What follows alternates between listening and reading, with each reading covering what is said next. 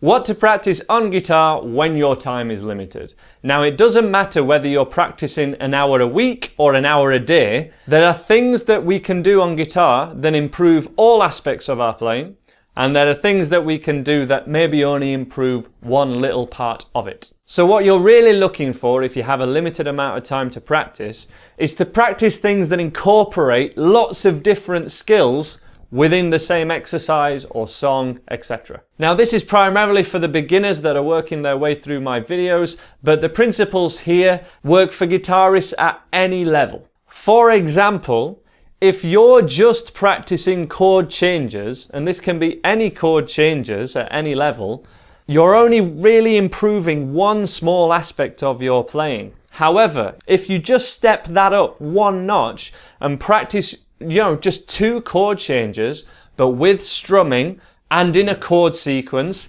and you are tapping your foot while doing that, that virtually works on all aspects of rhythm guitar playing, and you're really working on an awful lot of skills at the same time, while still improving your chord changes. Another great example is if you're practicing any kind of hammer-on pull-offs exercise, so something like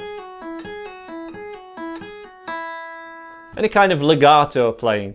At some point in your playing, you will definitely look at that skill and practice, nothing else for a certain period of time to get it. Just like we all have to practice our chord changes in isolation at some point. However, if you're spending an hour just doing that, you've really not made the most out of that time that you could have. Maybe start with that kind of exercise and then use it in some kind of real life musical situation. Use it to play a song or a solo or in improvisation. Now, I understand it can be hard to try and figure out whether what you're learning works on multiple things at the same time. So I've got a super simple concept for you guys. For absolutely everyone watching this, if you have a small amount of time to practice guitar, practice your song repertoire to get them up to a performance standard, and make sure that you've got something to show for the time that you've put in. Now, performance standard would be, can you play the whole song on its own unaccompanied,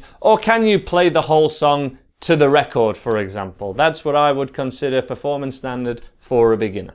When you have more time, you can add technical exercises in, you can add ear training and working out songs by ear, add scale playing and theory knowledge, and expanding your repertoire to cover different genres. Just don't stay in the same genre. Don't only learn songs that you really like. You have to expand your knowledge of other genres if you really want to develop as a player. But if you have limited time, you really want something to show for your playing, so practice your song repertoire, ideally record it, ideally perform it even at some kind of simple open mic night or something, or in front of friends, in front of your mum, in front of your gran, anyone. But try and get something up to a performance standard, however simple, that you can consider to be finished, and then you can move from on it and expand on it. I hope that helps, guys. Please subscribe to my channel if you haven't already, and you can see other recommended videos on the screen now.